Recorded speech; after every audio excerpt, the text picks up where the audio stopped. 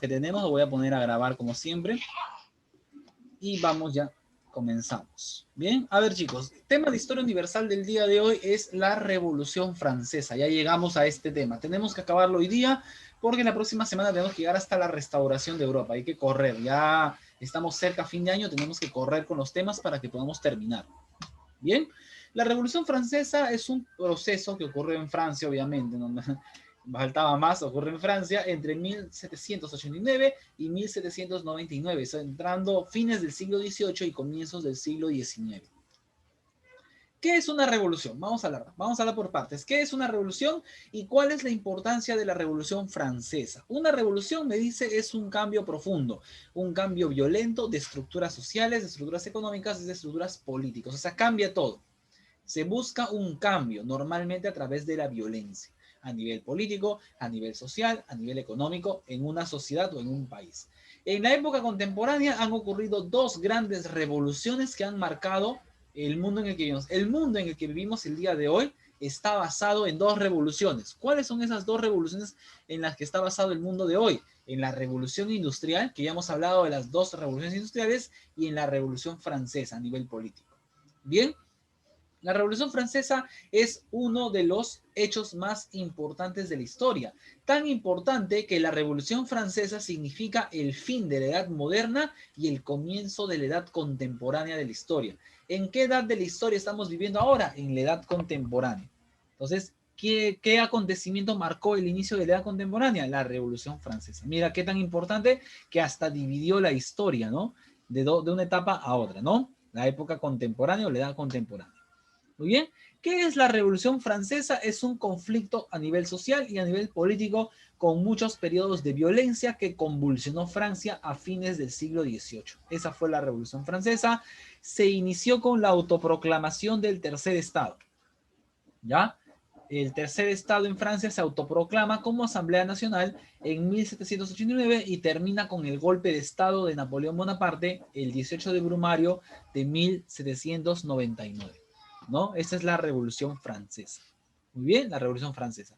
¿Cuáles son los antecedentes? Vamos a ver cómo era un poco, cómo era vivir en Francia en el siglo XVIII, para entender, o sea, una revolución hay que entenderla. No es que la gente está sin hacer nada, vamos a hacer una revolución. No, eso no es así. Las revoluciones ocurren por ciertas causas. Ya vimos que, por ejemplo, la revolución industrial ocurre porque se combinan varios factores. A ver, chicos, ustedes que han estado muy atentos a la clase de Revolución Francesa, de Revolución Industrial, quiero que me digan, pregunta facilita, quiero que me digan cuáles fueron los requisitos que cumplió Inglaterra para ser la cuna de la Revolución Industrial. Yo les mencioné que cumplió 3 requisitos Inglaterra. ¿Cuáles fueron esos requisitos? Dinero, mano de obra y Industrias. Pagar a sabios. allá Tener pagar dinero, inventos. tener mano de obra y Pagar a invertir sabios. en inventos y máquinas. Las maquinarias y los nuevos inventos. Entonces, esos son. O sea, no es que Inglaterra no tenía nada que hacer.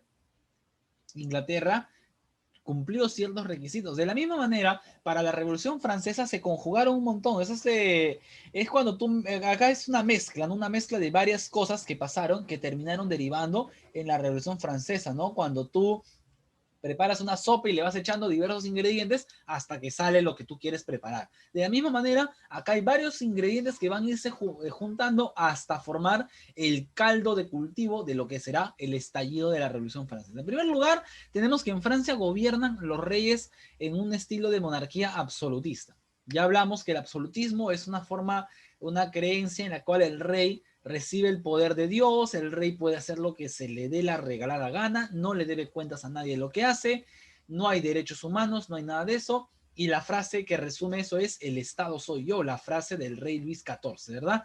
El Luis XIV, Francia, es el prototipo del rey absoluto, o sea, Francia es un país absolutista. O sea, en Francia la gente no tiene derecho a la gente, el rey hace lo que quiere, todo eso. Y la gente lo aceptaban vivir de esa manera, pero no todos. Bien. Otra cuestión es que en Francia hay mucha desigualdad. O sea, mira, tenemos un rey que hace lo que se le da la gana con una corte que no responde a nadie. En segundo lugar, la sociedad es recontra desigual. Tenemos un primer estado que es la nobleza, que era el primer estado. Tenemos el segundo estado que era el clero. Y tenemos el tercer estado que era la burguesía, o sea, la gente rica, los artesanos y los campesinos, que son los que más padecen y más sufren, ¿no? Y peor aún, la economía de Francia está basada en la agricultura. Los franceses son agricultores. ¿Qué es lo peor que le puede pasar a un país que vive de la agricultura? A ver, chicos, piensen, usen la cabeza. Díganme, ¿qué es lo peor que le puede Que pasar? todos sus Ya, cultivos se malogren. que se malogren los cultivos. Plaga, ¿Y por qué se pueden malograr los cultivos de un país? A ver, ¿qué le Por la una guerra, plaga. pues, no, la tierra ya no se vuelve a ser igual. La Ya guerra. hay un requisito muy importante para eso. ¿Sabes qué es? ¿Qué pasa si tu país entra en un periodo de sequías? Dime con qué diantres se va a alimentar. ¿De dónde sacas el agua para las plantas? No hay agua. Entonces, ya vemos que Francia es un país que está caminando en la cornisa. Francia está caminando en la cuerda floja, porque Francia es un país que se da muchas licencias, son muy libertinos, gastan mucho dinero, pero viven de la agricultura. O sea, los franceses nunca se pusieron a pensar qué podría pasar si se les terminaba un día o ocurría una catástrofe natural que impidiera que funcione la agricultura. Y eso es lo que va a pasar. Es algo parecido a lo que pasa en el Perú con el guano, que hemos hablado de la era del guano, que pensamos que el guano nos iba a durar para toda la vida y finalmente el guano nos duró 30 años y nada más. ¿Y luego qué? ¿Luego qué hacemos? Eso es lo malo, con pensar que lo que tienes te va a durar mucho tiempo. Entonces, ¿por qué las chicas, por qué estás creyéndote que te vas a estar 10 años con enamorado? Por las puras es falsedad. Si la agricultura en Francia no duró, ni el guano duró, peor va a durar tu relación. ¿Ya?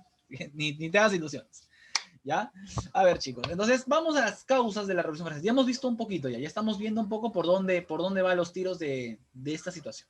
Primero, 1750. La economía empieza a cambiar a una economía de expansión moderada y comienza, ¿no? A partir de 1770 comienzan malas cosechas, sequías, crisis del trigo. Ustedes saben que en Francia el 80% de la gente come pan porque son productores de trigo. Los pobres comen pan, ¿no? Es su comida básica. Entonces imagínate, sin trigo no hay harina, sin harina no hay pan y los pobres empiezan a pasar hambre. Quítale a la gente todo lo que quieras, pero no le quites su comida, ¿ya? No le quites su comida, ¿no? Cuando estás comiendo con tu enamorada, ni le vayas a quitar su comida porque no te imaginas. Te lo digo por experiencia, no lo hago, ¿ya? Entonces, ya sabemos, la gente cuando le privas del alimento, la gente se vuelve loca, histérica. Entonces, para el año de 1787, el país está atravesando una crisis agrícola terrible. Sequías, crisis del trigo, la agricultura está hundida en Francia, ¿ya? En Francia, lo peor de Francia no es que estén en crisis, lo peor es que el rey sigue gastando dinero como si no estuvieran en crisis. O sea, eso es lo peor. Ya, está bien que estés en crisis, deja de gastar, pero el rey y la nobleza seguían gastando como si no pasara nada, ¿no? ¿Quién cubre esos gastos? ¿De dónde se saca el dinero para que el rey y la nobleza se den sus lujos, se den sus grandes gastos? Pueblo. Del pueblo. O sea, el pueblo está que se muere de hambre, el pueblo está que se muere de hambre y encima tienes la cara, hay que ser, como dice, que ser bien carepalo, para ir a pedirle dinero a un pueblo que sabes que está que se muere de hambre, ¿no? Entonces, aquí el rey va a estar entre la espada y la pared. Al rey no le va a quedar otra alternativa que intentar utilizar el tema de los impuestos. ¿Quiénes pagan impuestos en Francia? El tercer estado. La burguesía, los artesanos y los campesinos pagan impuestos. El clero, la iglesia, ¿paga impuestos? No. Son ricos, pero no pagan impuestos. La nobleza paga impuestos, tampoco pagan impuestos. O sea, Francia sobrevive de lo que paga el tercer estado. El rey va a intentar hacer que el clero y la nobleza también paguen impuestos, pero estos señores no quieren perder sus privilegios y se niegan rotundamente a pagar esos impuestos, ¿no? Esto va a provocar que finalmente, pues, el rey termine a instancias de su ministro. El rey tiene un ministro de economía. ¿Quién gobernaba Francia en este tiempo, profesor? Gobernaba Luis XVI, el nieto de Luis XIV. Obviamente que Luis XVI y Luis XIV no se parecen en nada. Luis XIV era un rey absolutista muy autoritario. Luis XVI simplemente es un pelele, un pobre hombre que no sabía ni dónde estaba parado, que ya para este tiempo es un anciano porque ya tiene 50 años y para este tiempo, donde la gente vivía hasta los 60, tener 50 años eres un anciano ya. En esa época la gente no pasaba de los 60 años.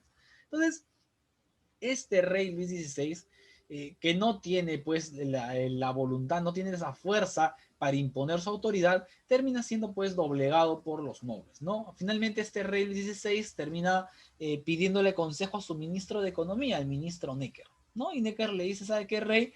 Convoque una reunión para arreglar esto, ¿no? Convoque una reunión. Esa reunión se le llama los Estados Generales, convocados el 5 de mayo de 1789. A partir de aquí comienza la Revolución Francesa, con la convocatoria a los Estados Generales. Se reúnen el primer estado, la nobleza. En una sala se reúne el primer estado, el segundo estado, que es el clero, y se reúne el tercer estado, que era el pueblo, o el estado llano, la mayoría. ¿Cuál es el tema?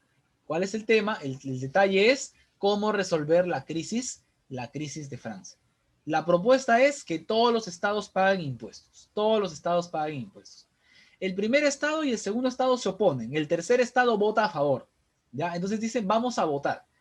Y aquí viene la trampa, pues aquí viene la jugada que hacen estos señores. El voto debía ser por cabeza. Cuando tú te vas a una reunión, se vota por cabeza. O sea, ya hay 100 personas, los 100 tienen que votar. Esa es la realidad. Entonces, el primer estado y el segundo estado habrán sido 20 gatos. Y el tercer estado han sido como 80. O sea, por mayoría los sobrepasaban por mayoría. Entonces, el primer estado y el segundo estado empiezan a ponerse de acuerdo. Oye, si hacemos voto por cabeza, vamos a perder. Entonces, esta chusma nos va a ganar porque son un montón. ¿Qué hacemos? Fácil, digamos que sea voto por estado. Un voto por estado. Y si es un voto por estado, el tercer estado va a votar a favor de que se paguen impuestos